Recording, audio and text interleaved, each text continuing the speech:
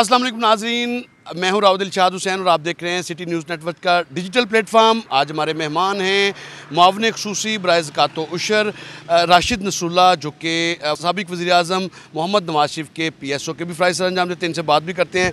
बड़ी सख्त ड्यूटी दे रहे हैं आप। जिस पार्टीज़ के अंदर कारकुन की ड्यूटी सख्ती होनी चाहिए और मेहनत करनी चाहिए। अगर मेहनत का नाम सख्ती है तो मेरा ख्याल है ये करनी चाहिए। लेकिन खबर नहीं आप देते, क्या वजह है? नहीं जी, बड़ी ज़िम्मेदारी का काम है, बड़ा सेंसिटिव काम है एज अ PSO।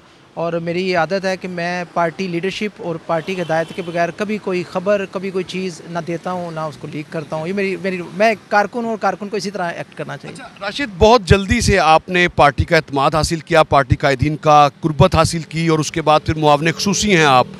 ज़ाहिर है आप खुद बताते थे कि पोस्टर्स लगाया करते थे एक ज़माने में। कितना फ़र्क है? उन कारकुनान की जो इश्यूज़ हैं वो भी आपको पता हैं और जो सीनियर कारकुनान हैं उनका भी आपको पता है। कारकुनों के इश्यूज़ एड्रेस करने के लिए पार्टी लीडरशिप को क्या सजेस्ट करते हैं और पार्टी क्या क्या इस हवाले से इक़दाम कर रही है? जी, अल्लाह का बड़ा करम है। आपने पहला सवाल किया कि इतनी जल्दी से मनाजिल तय की, तो मैंने बताया था पिछले इंटरव्यू में भी 1990 में 8 साल का था। ये सफ़र उस वक्त से शुरू हुआ है, अप टू लाइक 35 ईयर्स।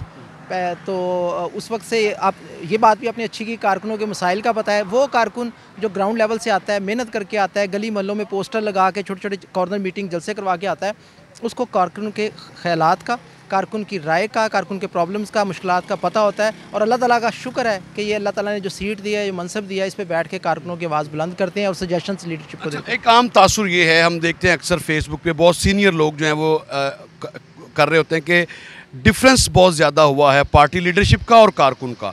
इसको एड्रेस करने के लिए क्या हिकमत अमली है? आमतौर पर तो 90 शारा पे बहुत ज़्यादा आमदोरफ्त रहती थी कारकुनान की। आप समझते हैं कि ये सिलसिला दोबारा से शुरू होने जा रहा है या कोई पार्टी सरबराह से कारकुनान बराह रास्त इंटरेक्शन कर सकते हैं? जी, इंशाल्लाह ये सिलसिला दोबारा जुड़ने लगा है और ये उसी सिलसिले की कड़ी होगी जहाँ कारकुन खुद बैठता है जाके, तो वो अपने कारकुन भाई की वकालत करता है। हम अपने कारकुनों की वकालत करते हैं, उनकी बात करते हैं, उनकी राय अपनी लीडरशिप तक पहुँचाते हैं और उसका समर आपको आने वाले दिनों में नज़र आएगा। बल्दियाती इलेक्शनों में नज़र आएगा इंशाल्लाह ताला। उसके अलावा जो पार्टी की सीट्स हैं उसके ऊपर नज़र आएगा। आपको नौजवान कारकुन हर जगह मुतहरिक नज़र आएंगे। अच्छा, ये बताएं कि आपको ज़िम्मेदारी मिली ज़कात व उशर के हवाले से। ज़कात व उशर के हवाले से ज़ाहिर है ये वो अमानत है जो हर हाल में जो मुस्तहिकीन तक पहुंचानी है। इसमें हालिया दिनों में कुछ खबरें आई कि फ़ंड्स में गड़बड़ हुई। किस तरह से उसको एड्रेस करने जा रहे हैं? नहीं, बिल्कुल। अभी तो हमने, जब से मैंने ये चार्ज संभाला है, अभी फ़ंड्स हमने डिस्ट्रीब्यूट ही नहीं किए उस सेशन के। ये 2000 पिछले जो इमरान दौर था उसकी ऑडिट रिपोर्ट जारी हुई थी। अभी तो हमने हमारे फ़ंड्स हम जारी कर रहे हैं, अभी तो उसके ऊपर ऑडिट रिपोर्ट ही नहीं है। अच्छा राशिद, आखिरी सवाल। आमतौर पर तासुर ये है कि जो मुखालिफ लीडरशिप है उनको सज़ाएँ दिलवाई जा रही हैं। उसमें आपकी लीडरशिप का भी हाथ है, आपके रहनुमाओं का भी हाथ है और उनको जानबूझकर डिसक्वालीफाई करवाया जा रहा है ताकि आपके लोग एडजस्ट हो सकें। इसमें कितनी सदाकत है? नहीं, इसमें मेरी मुराद डॉक्टर यास्मीन राशिद, इजाज़ चौधरी और दीगर रहनुमा। देखें, ये आपने बड़ा अच्छा सवाल किया।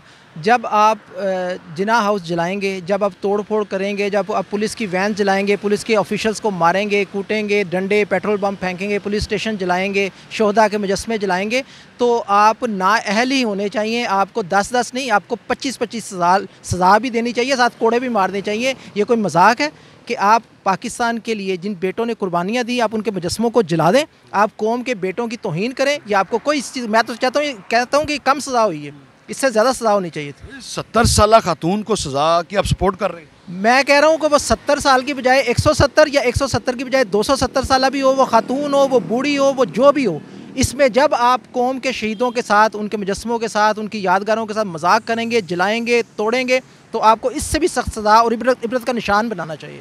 राशिद, हमने देखा है कि सियासी लोग हमेशा सज़ाएँ भुगतते हैं। मियाँ नवाज शरीफ को हमने देखा, वज़ीर आज़म थे, फिर हाईजैक का मुकदमा, इसी तरह से बाकी वज़ीर आज़म।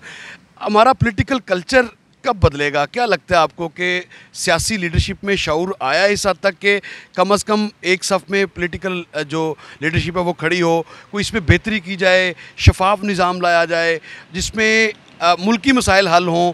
लेकिन बदकिस्मती से हम देखते हैं कि या वज़ीर आज़म होता है या फिर कैदी होता है। ऐसा क्यों? शफाफ निज़ाम तो देखें, आपके मुल्क के हालात अब बता रहे हैं कि ये शफाफ निज़ाम की बदौलत ही है कि आप तरक्की कर रहे हैं।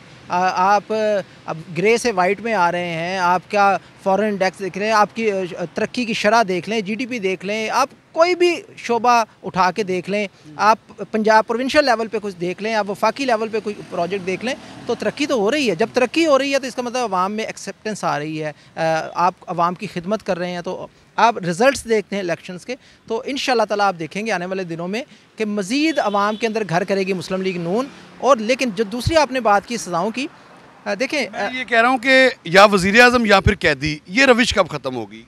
ये रविश ख़त्म हो रही है, ये बात होती है वैसे कॉरिडोर में, पावर कॉरिडोर में? बिल्कुल होती है, और ये रविश ख़त्म हो रही है। और अल्लाह का शुक्र है, एक बड़ी इलेक्टेड जमहूरी गवर्नमेंट है जो अवाम की खिदमत कर रही है। थैंक यू जी। आपने गुफ्तगू सुनी। ये हमारे साथ मौजूद थे मुआविन खसूसी राशिद नसरुल्लाह। उनका ये कहना था कि मुस्लिम लीग नून की लीडरशिप जो है वो कारकुनान के साथ ना सिर्फ राब्ते बढ़ाएगी बल्कि मुल्क को आगे ले जाने में दार अदा करेगी। इसके साथ ही मुझे दीजिएगा इजाज़त। अल्लाह निगहबान।